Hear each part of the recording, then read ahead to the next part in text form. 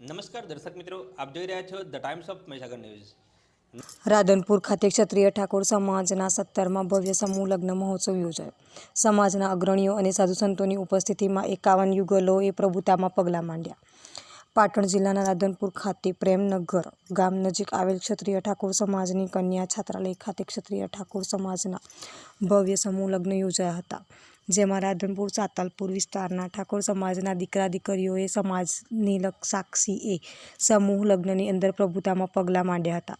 51 દીકરીઓના ભવ્ય સમૂહ લગ્નની અંદર સમાજના અગ્રણીઓ અને સાધુ સંતો, અન્ય મહાનુભાવો દીકરીઓને આશીર્વાદ આપવા ઉપસ્થિત રહ્યા હતા। આ પ્રસંગે પૂર્વ સંસદ નટુજી હાલાજી ઠાકોર અને રાધનપુર વિધાનસભાના ધારાસભ્ય લવિંગજી સોલંકી અને ભારતીય જનતા પાર્ટીના સમાજનું ગૌરવ એવા ડૉક્ટર ગોવિંદજી ઠાકોર અને સમાજના સાધુ સંતો અને અન્ય મહાનુભાવો ઉપસ્થિત રહ્યા હતા, જેમાં સાતલપુર તાલુકાના ઠાકોર સમાજના પ્રમુખ લેબાજી ઠાકોર અને સંજય ચંદનજી ઠાકોર અને જિલ્લા પંચાયતના પ્રમુખ હેતલબેન ઠાકોર અન્ય મહાનુભાવો ઉપસ્થિત રહ્યા હતા। ભવ્ય સમૂહ લગ્નની અંદર સાધુ સંતો અને રાજકીય અગ્રણીઓ દ્વારા દીકરીઓને આશીર્વાદ આપવામાં આવ્યા હતા। ખૂબ સફળ અને સરસ સમૂહ લગ્ન યોજાયા હતા। ઠાકોર સમાજના યુવાનો દ્વારા સરસ મજાનું આયોજન કરવામાં આવ્યું હતું।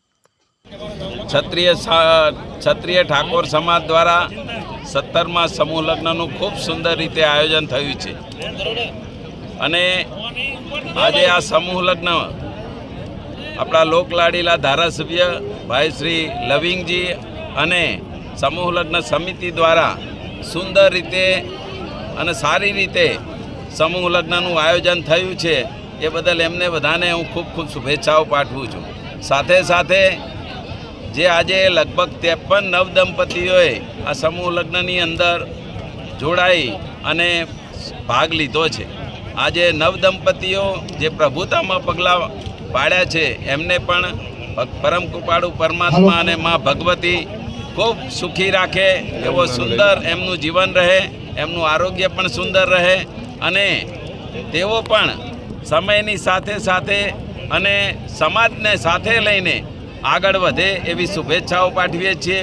દીકરા દીકરીઓને જે પ્રભુતામાં પગલાં પાડ્યા છે એમને પણ અમે વિનંતી કરી છે કે આવનારી પેઢીને આપણે ભણાવીશું, સારું શિક્ષણ આપીશું, શિક્ષણયુક્ત સમાજનું નિર્માણ થાય એ માટે સંકલ્પ કરજો અને વ્યસન મુક્ત સમાજ બને એવી પ્રેરણા પણ અહીંથી બધા વડીલોએ આપી છે।